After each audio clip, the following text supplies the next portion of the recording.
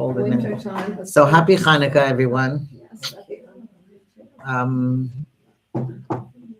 While you get your coffee ready, I'll begin. Hi. Let's see. Oh no, I didn't think it's Hi, Hi, Jackie. No, but ready to start like right now. I'm just I rushed. It's getting cold now. Yeah, it is. You rushed and you made it safely.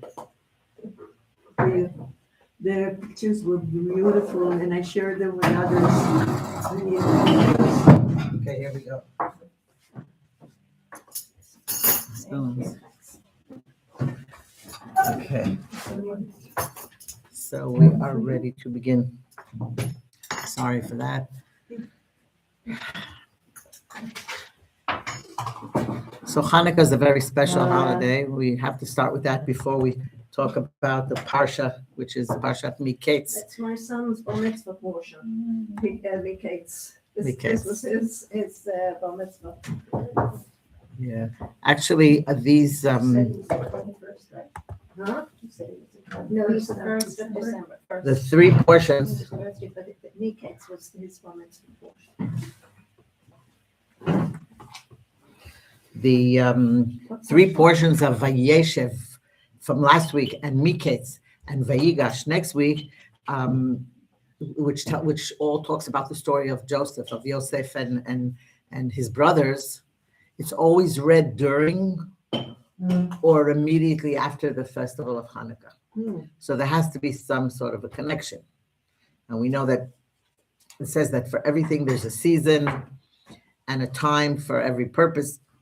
So the arrangement of the festivals of the year, which are the appointed times that Hashem chose, as well as the festivals and the fasts, anything that happened in our history is definitely has a connection. So it has a connection to the Torah readings of that week, that it fell out on that week specifically. And so the story of Yosef was destined to be repeated with the story of the family of the Hashmonaim in the Greek era. So I just want to mention that Hanukkah is different than the other holidays because every holiday you have a festival. You have a meal. How do we celebrate the holidays? Seudah, even Purim has a mishteh v'simcha. And the reason that Hanukkah doesn't, so Chazal tell us that the miracle of Hanukkah was spiritual. It wasn't physical. And that's why we celebrate it with light, with Hodaya, with Hallel. We say Hallel with praise, with gratitude, and not necessarily festive meals. That's what I heard someone said to me. You don't say Chag Hanukkah, you say Hanukkah Sameach. Hanukkah Sameach. Okay, well, it's not a Chag. It's not a Chag from the Torah, but it's definitely a Chag of the Rabbanim, just like Purim. You say Chag Purim. If you say Chag Purim, you could say Chag Hanukkah, but people say Hanukkah Sameach. Anyway, so like if we talk about Pesach or Sukkot, so it's a physical salvation, right? We were led out of Egypt, or we were saved from slavery, we were saved from danger, from destruction, or for whatever. And we saved our bodies physically. So the Torah commands us to celebrate with a festive meal, physically enjoy the eating and the drinking, and it's part of the mitzvah. But Hanukkah was different because the Greeks didn't want to kill the Jews. They wanted to destroy their faith and anything that has to do with holiness. They said you could learn Torah, but not as a holy book. It's like a history, And they contaminated the Beis Hamikdash, and they didn't let them learn Torah as Torah, as a holy book. They didn't let them They wanted to sever their connection to anything Jewish, connection to Hashem. No Brit Milah, no Shabbat, things that were above their understanding, they didn't want to allow. And so the victory of Hanukkah, the great victory of Hanukkah, was that they restored everything, the Torah and the mitzvahs. They returned the spiritual light. They found this little pach shemen that was not contaminated and it was pure. And then there was the miracle of the menorah. That is definitely a spiritual thing that Hashem made a miracle, and it lasted for 8 days. So because the miracle was centered on the holiness rather than on the body, physical. So we say Hallel, we say praise every day. We say the in the tefillah we add Ala Nisim. It's like saying praise and gratitude. We light the menorah, we spread the spiritual light, and there's no obligation to have a festival meal. But if you do, I mean, there's nothing wrong with having a meal and saying words of Torah and singing songs of praise and saying gratitude to Hashem. But the Chassidus teaches us a deep lesson that Hanukkah shows that light can exist even without physical celebration, that the spiritual victory sometimes is expressed not necessarily by feasting, but through illumination. And that's what we do. We just illuminate a lot of light, and we celebrate the Hanukkah by lighting the darkness, especially in light of the things that happened recently. Yeah, it's a terrible tragedy, but we know that those who this shliach Eli Schleinger who was killed, he tried to stop the mechabel, the shooter, and he actually took responsibility for all these people, like he wanted to save them, and he took the bullet. So they all say that if they would ask him, he would say, just light, do more light and more light. And his wife, it turns out, was also hurt, and so was her baby. Yeah, she like the bullet grazed her back, and suddenly someone said, "Hey, you're bleeding. You put blood on your back." And the baby also had shrapnel. Was what affected, but the baby, they say, is okay, and she's also getting over it. This woman who was there on the site, and she said she was calling for help, and there was no one around. Like she saw him. That's right. They said. Took a while till somebody came. The police were like behind. They didn't do it. They didn't do anything. They didn't do anything. Shocking. And that's So there was only 2 police. Yeah. No, they did have police, but they weren't where they should be. Like they didn't come to the front and they didn't come to help. In any case, what we have to do is just light up, and we see through history that from all these things,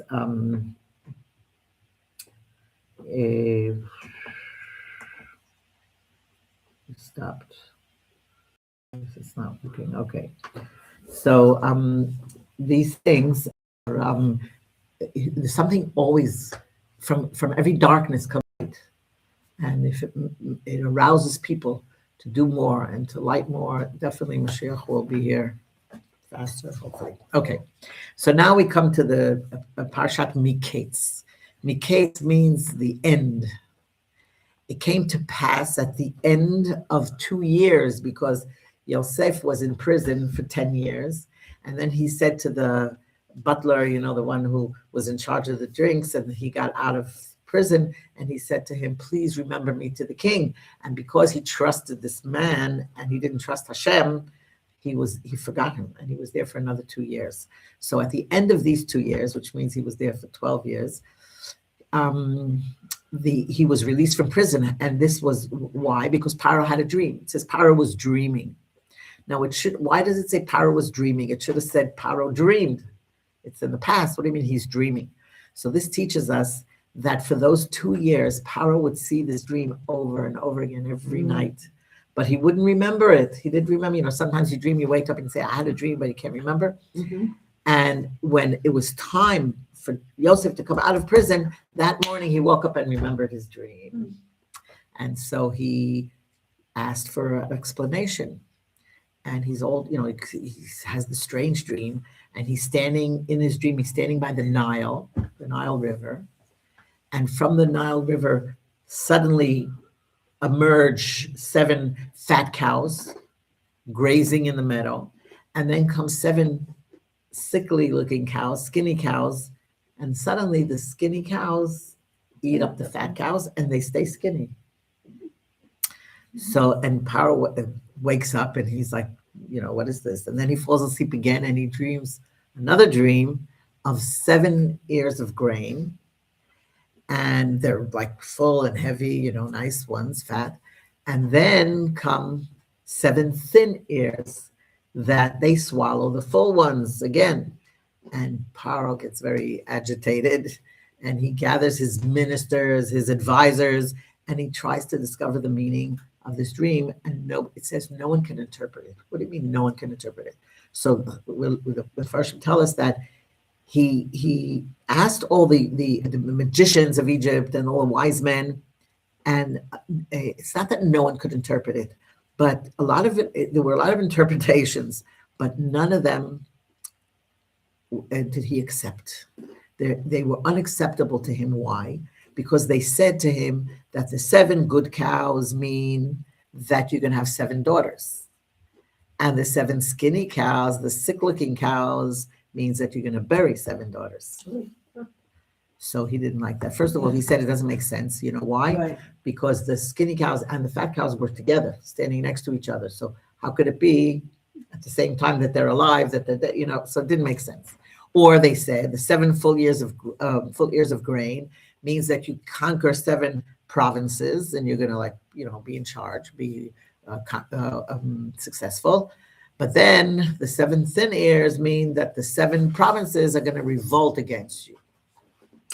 So he didn't accept it. So in other words, the Medrash tells us that no one can interpret it because it just went in one ear, out the other. So finally, The butler. the butler remembers. He says, "Oh, I know. There's a Hebrew slave, you know," and he puts him down, like he says, you know, slave is not. But he was imprisoned and he knows how to interpret dreams. So Paro says, bring him before me. So remember that he was sold when he was 17 years old, and now he's just about 30 years old. He comes before the king. They wash him up, and he cuts his hair, and he gets properly dressed. And Paro tells him his dreams. So Yosef interprets them, and he explains, and he says, "Listen, the 7 fat cows represent 7 good years. You're going to have abundance of, agriculturally, this stuff is going to grow, and it'll be, plentiful years. Then the 7 sickly cows represent the 7 years of famine. There's going to be and after the 7 good years, it's going to be 7 years of famine. So the skinny ones eating up the swallowing up the fat ones shows that it'll be so bad that it's going to erase every memory of this plentiful years. Like it's like as if they didn't exist. When you start suffering, you don't remember the good that was there before." So he says, why was the dream repeated twice? Because he interpreted them that they both mean the same thing. He says it means that it's going to happen very quickly. So it's like very imminent. It's going to be fulfilled like very, very soon. And it's interesting that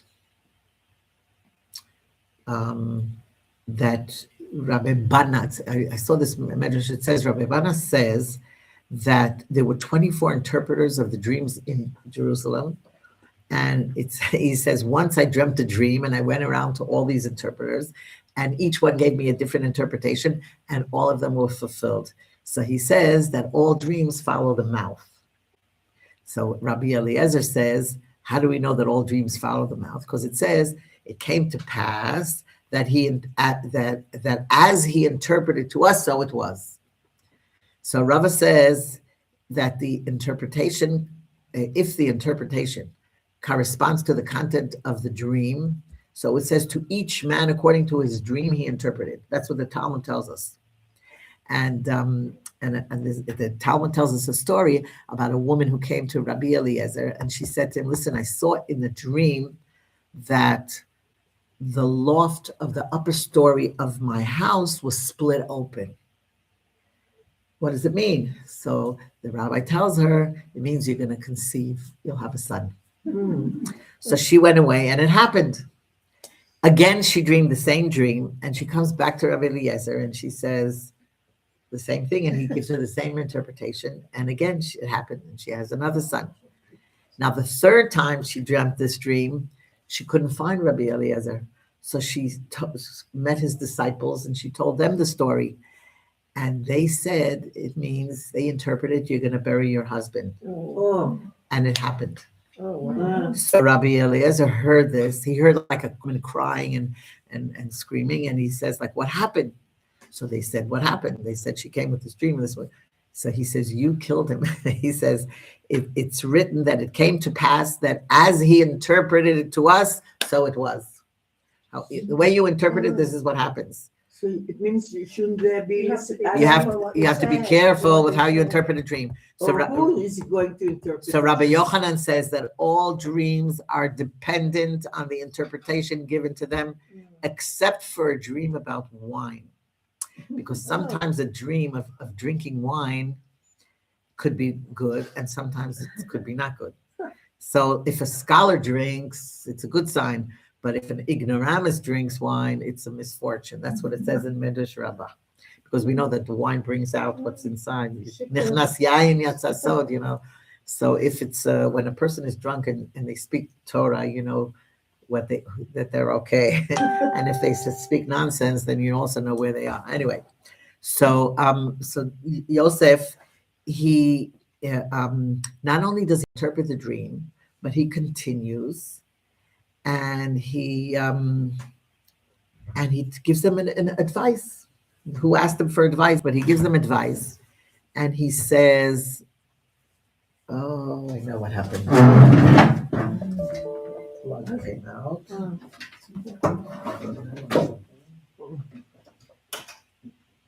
Let's see if it came back in. Or did it die? Maybe quite too late. Tried. Start again. Mr. Georgia. It went down. I mean, No, it's okay. On the YouTube, it's still going. But I'm whatever. surprised you have two today. Because one is on the Facebook and one is on the YouTube. Ah, You got it? It's very popular. No, not really. But the thing is that it's not working. So we tried. I tried. Okay, so he gives advice, and he says, you should appoint a capable person who should make a system of collecting the wheat in the good year, or the food in the good year, and to store it and preserve it. And if you could preserve the grain during the 7 good years, so you'll have plenty during the famine. So Paro is like astonished by this brilliant young boy. And he says, wow, this is remarkable. So he says, who is smarter than you? Who is more understanding? Who can do it better than you? You gave such good advice. You're very smart. And so I think there's nobody better than you to do this job. You should be in charge. So he calls him a navon and a chacham. So it's interesting that an understanding person is called a navon. In other words, he can deduce something from another. It's like lavin davar mitoch davar. It's like you don't see it for its face value, but you can see deeper. So that's called an understanding person, navon. A wise person is called chacham, and he has wisdom. So now you could have a navon who's not a chacham. And that's like, it says it's like a mighty warrior that doesn't have any arm, he's not armed. But a chacham who is not a navon is like he has the arms, but he's weak. So you need both. So a navon and a chacham is a strong, well-armed warrior. You got both. This is what you need. That's what the Medrash tells us. That's why Paro says you're navon and chacham. Anyway, so he gets him out of prison, and from a prisoner, he suddenly rises to be the second to the king. And he appoints him over the whole government system of the country. And his position is like, in effect, he has the absolute authority, and Paro gives him all the power. And the only thing that Paro has is the title of the king. He has the crown, he has the throne. But basically, everything is whatever Yosef says, this is what has to be done. And king gives him the ring, the signet ring, and he dresses him in royal garments, and he rides the king's chariot, and they have this whole coronation procession, and he even marries the daughter Potiphera, which is Dinah's daughter from Shechem, who grew up Adopted. in the adopted daughter, and he marries Osnat. And the Medrash tells us that every time Yosef would, he was very, a nice looking boy, and every time he would ride by, the girls would like climb over the wall or something. They would throw their jewelry to him that he should look at them. And then when this woman Osnat threw, it said like a golden amulet, I guess maybe it was something that he was able to identify her as the granddaughter of Yaakov. So that's why he took her as a wife. And he has two sons, okay? His son Menashe and Ephraim. Now it says that when a person is in exile, okay, he's far from home, he's far from the place that naturally supports his faith and his values and his growth. So life feels harder. It feels like less familiar, you would say. But this difficulty sometimes brings out hidden strength. Like when you're out of your own environment, somehow you find this inner strength. And because you can't rely on your surroundings. So you have to dig deeper into yourself.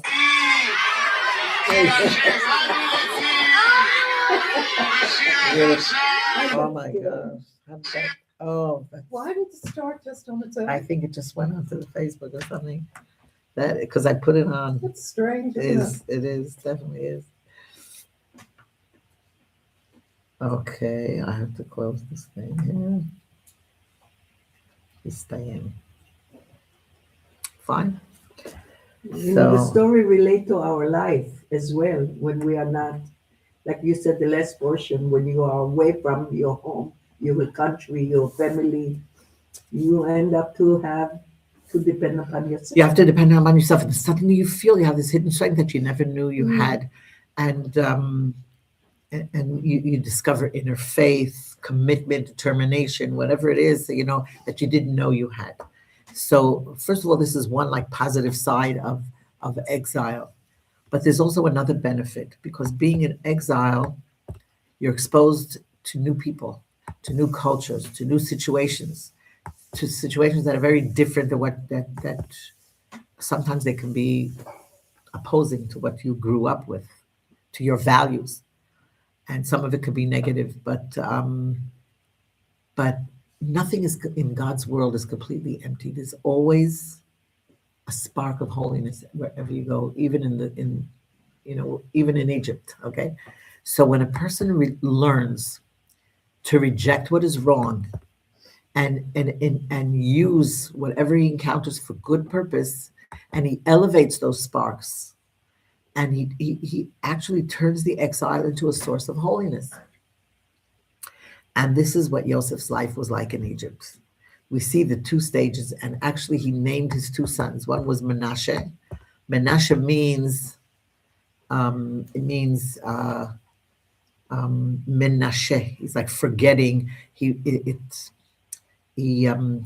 reflects his struggle, let's say, that not to forget who he was, to remember his family, his faith, his roots, and he was struggling to uncover to find the strength within him. So that's Menashe. Okay, it reflects his struggle of staying true to his roots. Ephraim comes from the word Hifrani, which means fruitful. That's like the next level. He didn't just survive in Egypt, he grew. He grew over there. He turned the very place of suffering into a source of success and blessing. So here we see that exile can actually awaken this inner strength even more powerfully. In other words, it becomes a place of growth and purpose. And that is the advantage of the exile.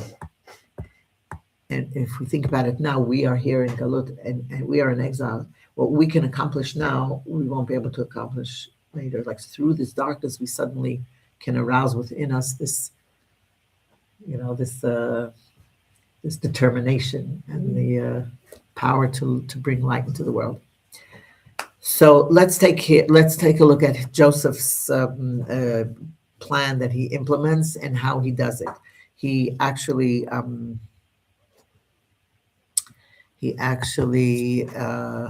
preserves the produce. Like, what does he do? In every city he gathers the grain and he puts it in a machsan. Okay, and what he does is he puts it in with the soil so that it should keep.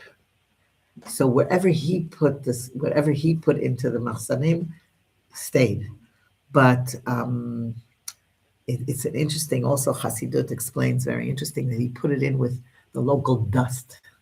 Dust is like something very low, right? So Hasidus tells us that everything a person produces in life it has to have some local dust. It has to have like bitul. Bitul means like in that it the bitul meaning bitul means you are the anava, your humbleness. Being humble is what preserves it and doesn't let it rot. So in other words, the greater a person's achievements, the more susceptible they are to corruption. And in order to have a success in life or yield fruitful, totzaot, so you material and spiritual, a person it can become very arrogant, and the arrogance is what corrupts everything that's good and everything that's godly. We're told that when a person like has his nose up high, so it says Hashem, the Shekhinah rests on a person's head. But when you lift your nose up high, so it's like, it falls off. Yeah. So a person has to be modest, humble, and this is what preserves him. So the solution is like a dose of dust, and this is what I would say saturates his successes with humility, self effacement, if you can say, and it guarantees the preservation and positive, constructive forces in his own life and the lives of the people around him, his family in general. So this is something we learn from this portion. Meanwhile, let's go back to Egypt, and we see that the interpretation of Yosef comes true very, very soon, and the 7 years of abundance and economic prosperity begin. After the 7 good years are over, starts the severe drought. And the citizens of Egypt, not only Egypt, but also those in the surrounding areas, they are not prepared for this hardship. And they start crying out for food. We need food. And so they all come to Paro and they say to him, help us. And he says, go to Yosef. And they said, well, we don't want to go to Yosef. You know why? Because he wants us to do a Brit Milah. He told all of them that if order to get, that he would sell them food. He became the mashbir, The mashbir is like hayashever b'Mitzrayim. There's like a famine, and he provided the food. And so they said to Paro, help us. And they went to Yosef and they said, give us bread. And he said, I won't feed the uncircumcised. Go and circumcise yourself. So they went to Paro and they said to him, give us one. And he says, I told you to go to Yosef. And they said, we went to him, but he tells us to circumcise ourselves. So he says, you're fools. Paro says, you're fools. He says, you see that he told us there's going to be 7 years of plenty, and it came true. And then he said there's a famine and it's coming. So why didn't you reserve the produce like he said you should? So they said, we did, but every grain that we kept was rotted. Everything that we put in our machsanim got rotten. So there's no flour left, not from yesterday, not from the day before. And even the bread in our baskets got moldy. So he says, you're all fools, because if the grain rots at Yosef's decree. So what if he decrees against us and we die? So you better go to him and do whatever he says. Whatever he tells you to cut, tells you to circumcise, just do it. That's what the Medrash tells us. Now, so they had no choice. And the interesting thing is, why do you think he asked them to do Brit Milah? Like, they're not Jewish, why would he ask? So there are many explanations, but one of them I noticed was that a person who has slaves or servants, his servants have to circumcise themselves. Oh, yeah? Yeah. The slaves actually become like under his power. They eat only kosher and they don't work on Shabbat, and so he is officially in charge of them. He's like over them. So that would be a reason. So they had to circumcise themselves before they. It's interesting. Yeah. I never knew that. No, I never heard of it. Yeah, it says that a slave, you can have a slave for 6 years and then you have to free him, right? What if he doesn't want to be freed? And then he will be circumcised. No, then you pierce his ear Yes. because his ear hurt, that you can only be a slave to Hashem. But an Evet Kanani, like a non-Jewish slave, after either he goes free, no, he never goes free. Evet Kanani doesn't go free, but if you free him, he becomes Jewish. He becomes a ger tzedek, because while he's in your house, he's keeping the laws and he's circumcised and he's eating kosher and he's doing everything that you're doing. And then if you free him, he becomes a ger tzedek. And there's a story told about I forgot who it is, that he wanted to daven with a minyan and there were only 9 people. So he freed his slave, and he became a ger tzedek. So he But isn't it also a case that if there's only 9 and they're short of one person for a minute, Hashem. they can take someone from the street. They can actually take You could, them. but I guess there wasn't anyone around. There was no one to take. So he made But the his. Torah, the scroll could be one. No. Needs 10 now. So the 10th was the slave, but it just shows you that they become a ger tzedek after you free them. So he's in charge of all these people. This is one of the explanations. It could be that I'm sure there are others. Anyway, so Yosef now, it says his 10 brothers come down to buy grain. Yaakov sends his sons, but it doesn't say the sons of Yaakov. It says the brothers, Yosef's brothers, came to buy grain in Egypt. So why are they called Yosef's brothers and not Jacob's sons?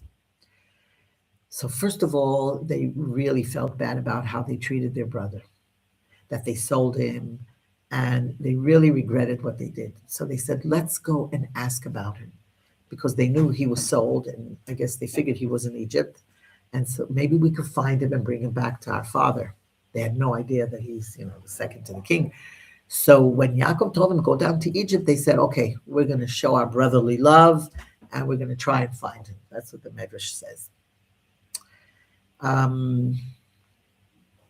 So now, where the land of Canaan, there was a famine as well. And so that's why Yaakov sends his son to Egypt. He says, like, I'm going to leave Benjamin at home, Binyamin, because he's the youngest and he's the only one left from Rachel, so I'm not going to send him. And he just sent all the other brothers. So together with Yosef, they're 10, actually, because there were, there were 10. 10, Yosef and Binyamin would make it 12. So he sent the 10 sons, and he told them that go to Egypt and buy food. Now, when they see their brother, they didn't know he's the brother. They bow down to him.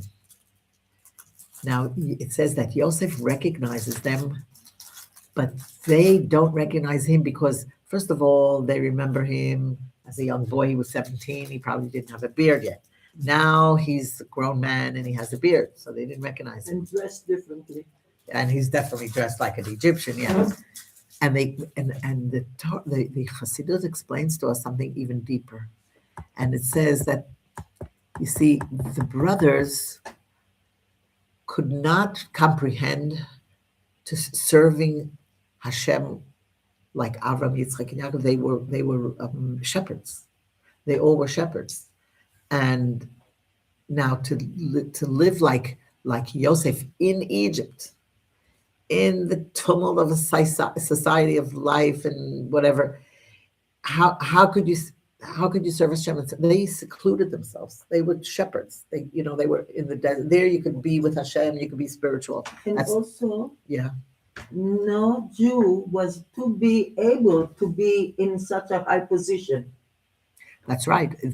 To be in such a high position and to stay true to yourself, true to Hashem. So they could not understand it because they wanted, they lived a spiritual life, and here he's living in the mundane, a mundane life, and still being true to Hashem. So they couldn't not comprehend it. Anyway, they couldn't understand how Yosef could be a man of the world, and he's involved in politics and commerce, and be bound to Hashem in such a way that that he, he's totally connected to Hashem. This is like something that they couldn't comprehend. So, but Yosef recalls the dream that everyone's going to bow down to him. And here they're all bowing down to him. So he says here the dream is coming true. Now he wants to test his brothers and to see if they really are sorry for what they did, and if they're sorry for selling him.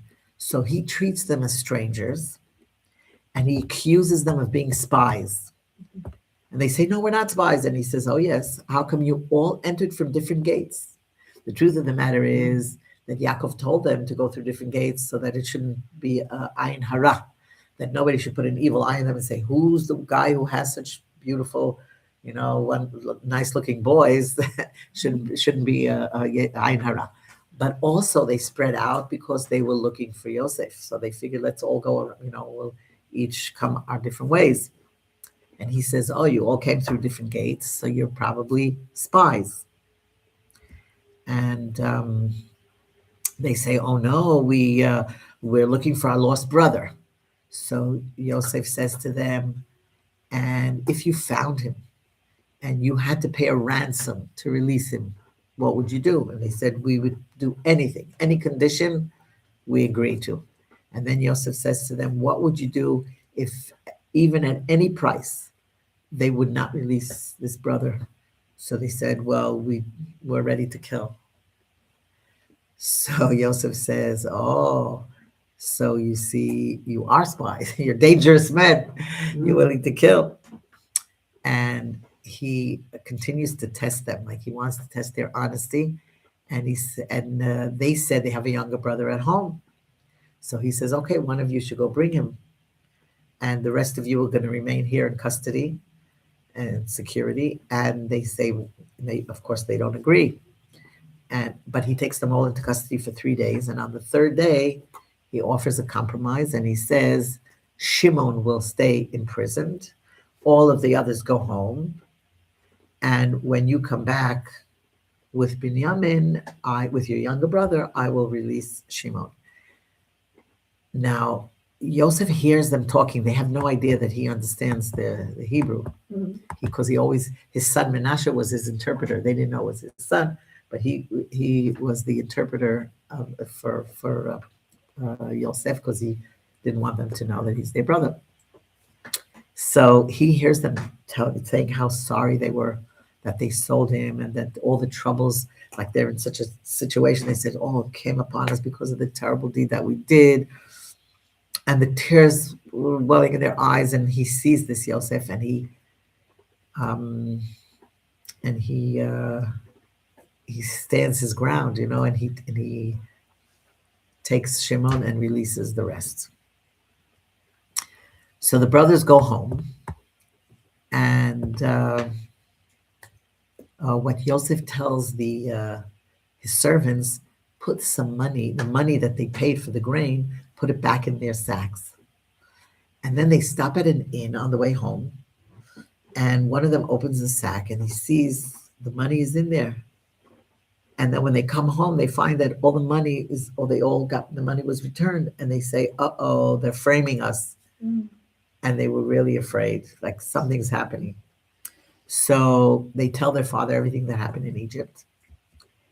And Yaakov refuses to send Binyamin. He says, you're not, just, I'm not sending you back. But now Shimon is also gone. So, no, תחבק. And so, they had to work hard to persuade him to let Binyamin go. And so they waited a while, and then the food ran out. So Yaakov, he had to send his sons back to get food in Egypt. But they say, we can't go without bringing Binyamin. He's not going to give us food. So finally, Yosef says, Yaakov agrees. And Yehuda says, I will take personal responsibility for Binyamin.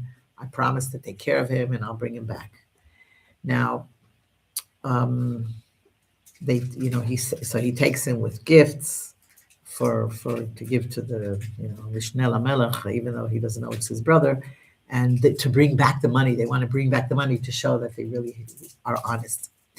It's interesting that the Torah tells us that why didn't he trust that Hashem would, like a person could, anything, he says, I'm afraid to send Binyamin, but anything could happen even while you're home.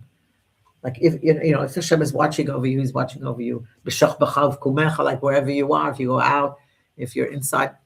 And the Torah tells us that you have to be careful not to put yourself in danger, because when you're in danger, the Satan can mekatreg, and it could cause, you should not put yourself in a place of danger because things can happen. Like you try and be safe, even though Hashem is watching over us, but it's important.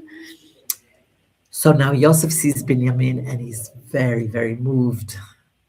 It's the only son of his mother Rachel, and he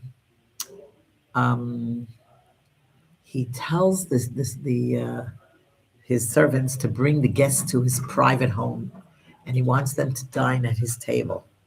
So the brothers are brought to his house, and they're very confused, they're embarrassed, they're frightened, they don't know what awaits them, and like, what's going on, And he says, he reassures them, and he tells them, we're preparing for the meal.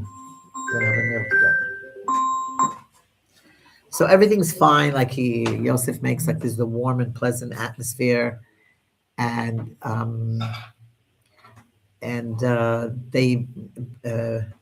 they go, or they're given like gifts and everything, and then when they depart, so Shimon and Binyamin, they pack their bags with food, with gifts, and they're like all confused, like what's going on, what's happening. But they didn't go too far, and suddenly they hear voices behind them. And at first they had a sense of relief, but then all of a sudden, you see, they had something up their sleeve. And Yosef sent his men after them. We have to search your belongings because something's missing. It was a goblet. That's right, the goblet that was stolen, and we suspect that you might have stolen it. And the brothers say, it doesn't make any sense. We didn't steal anything. You see, we returned the money that you gave us. Like, how could this be? What do you think? We stole the goblet? And they're so confident that they're innocent. And they say, whoever whoever stole it will be put to death. And they will all become Yosef's slaves. So they begin the search. And when they come to Binyamin's sack, they find the goblet. And the brothers didn't like, they were in anguish. They couldn't believe it. Another tragedy, like, what's going on? Not enough Yosef, also his brother. Yeah, 1 second. So they go to Yosef, and they approach him, and they fall at his feet. And Yehuda, he realizes, he sees that it's a decree from above that brought this terrible, thing upon them. And he offers that they all become Yosef's slaves. And Yosef says, no, a criminal has to pay the price, and Binyamin will stay in Egypt. And all the brothers have to go home. So in the next week, we'll see how Yehuda screams at Yosef. He takes, You won't let go. he screams at the whole palace is shaking. He felt the responsibility. But this is where the portion ends, that he says he has to keep Binyamin. I wanted to say something, but I didn't want to interrupt. Yeah, go ahead. When Pharaoh got was interpreted the dream by Joseph, the one thing that he goes, Pharaoh is asking Joseph, how did you know how to do that? And he says, it's God who has told me. And That's what the difference between all the interpreters and Joseph, that Joseph was humble to say that He said, was it's not me. him. Right. He said, everything that I say comes from Hashem, 100%. And we know that's, yep. So we celebrate Hanukkah. By the way, this Shabbat is Rosh Chodesh. And this is Which one? Chodesh Tevet. And this is the wonderful holiday of lights, which we Hanukkah really need. is a holiday, not a holiday, a festive to remember